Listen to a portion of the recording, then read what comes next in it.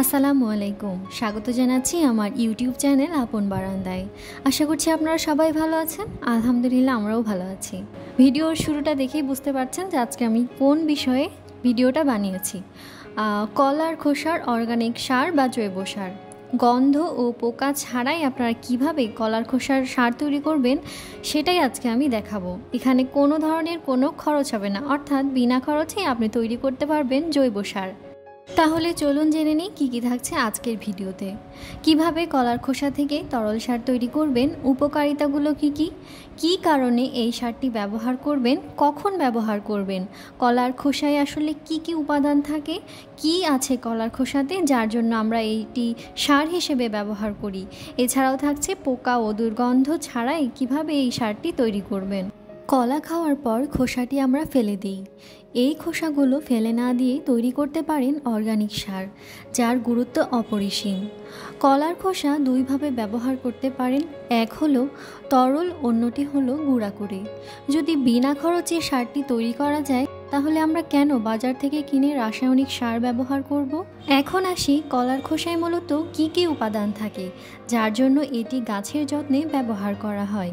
প্রচুর পরিমাণে potassium, calcium, nitrogen, phosphorus থাকে কলার খোসাতে।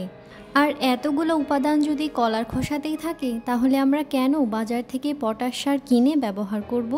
তো চলুন জেনে নিই কীভাবে তৈরি করবেন এই সারটি। আমি এখানে 4টি কলার খোসা নিয়েছি 1 লিটার পানি। কলার খোসাগুলোকে পিস পিস করে কেটে নিয়েছি, আপনারা ইতিমধ্যে দেখে ফেলেছেন। এখন আমি এই মুখটা বন্ধ করে 7 দিনের জন্য ছায়ায় রেখে দেব। 7 দিন পর ঢাকনা খুলে সারটি গুলিয়ে নেব। তারপর ছেঁকে তার সাথে আরও 1 লিটার পানি অ্যাড করে গাছের গোড়ায় দিয়ে দেব। না ছেঁকেও ব্যবহার করতে পারেন, সেক্ষেত্রে কলার খোসাগুলো টবের মাটিতে চাপা দিয়ে দিতে হবে। অনেকেই তরল ব্যবহার না করে গুঁড়া ব্যবহার করতে চান, সেক্ষেত্রে কলার খোসা শুকিয়ে নেবেন রোদে খুব ভালোভাবে। তারপর মিক্সারে বা ব্লেন্ডারে আপনারা ব্লেন্ড করে পাউডার বানিয়ে নেবেন। এরপর গাছের গোড়ায় 1 থেকে 2 চামচ মিশিয়ে দেবেন। মাটি তৈরির সময়ও কিন্তু দিতে পারেন। মনে রাখবেন, তরল বা গুঁড়া বেশি ব্যবহার করলেও কোনো সমস্যা হবে না, কারণ এটি জৈব সার।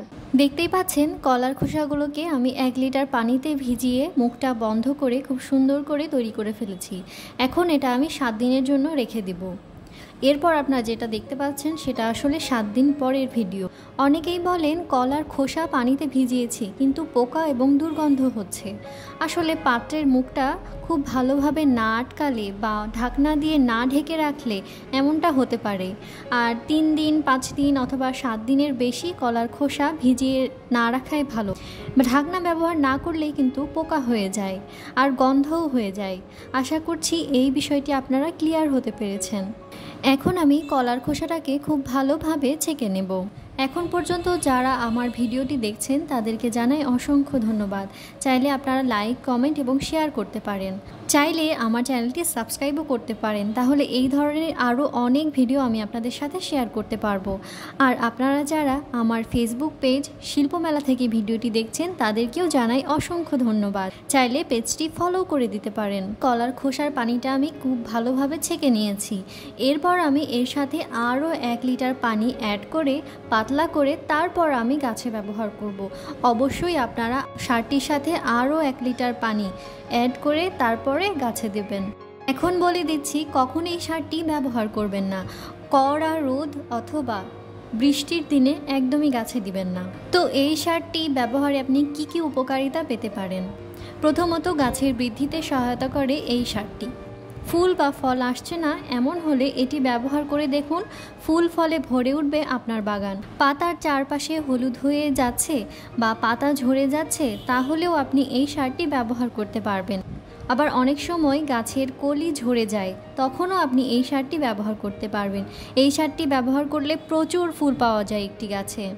আপনারা যারা কলার খোসার এই সারটি গাছে ব্যবহার করে থাকেন তারা কমেন্ট করতে একদমই ভুলবেন না। আজকের ভিডিওটি তাহলে এই পর্যন্তই। আগামী ভিডিও দেখার আমন্ত্রণ জানিয়ে আজ এখানেই বিদায় নিচ্ছি।